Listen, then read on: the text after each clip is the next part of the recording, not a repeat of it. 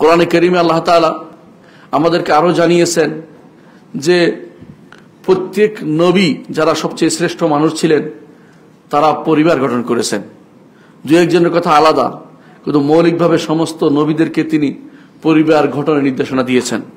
আল্লাহ তাআলা বলছেন, ওয়াজআলনা লাহুম আজওয়াজান ওয়া যুররিয়া, নবীদের জন্য স্ত্রীর ব্যবস্থা করেছি, সন্তানের ব্যবস্থা করেছি। অর্থাৎ তারা নারী সহ ছিলেন, সন্তান সন্ততি সহ ছিলেন, উদ্ভ্রান্তের মতো পৃথিবীতে ঘুরে বেড়াতেন, দুনিয়া বিমুখ হয়ে নিজের মন মতো চলে বেড়াতেন, সেটা উদ্দেশ্য তাদের ছিল না কেউই।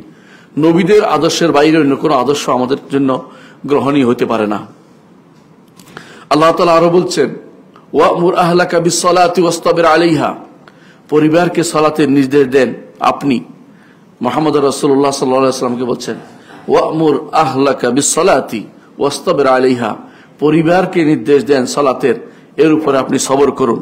লা নাসআলুকা রিজকান ওয়াল আকিবাতু লিত-তাকওয়া, আমি কোন রিজিকের কোনো কিছু তোমাদের কাছে রিজিক চাই না, তোমাদের কাছে আমার কোন রিজিক চাই না। আল্লাহ কোন রিজিক চাচ্ছেন না, কিন্তু চাচ্ছেন তিনি আমাদের পরিণাম যা তাকওয়া মুত্তাকি হওয়া তিনি আমাদের কাছে চাচ্ছেন।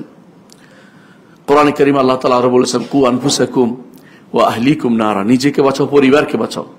এ সবই আমাদেরকে একটি জিনিস দিকে আমাদের দিকে পথ নির্দেশ করছেন, তা হচ্ছে আমরা যেন পরিবার গঠন করি।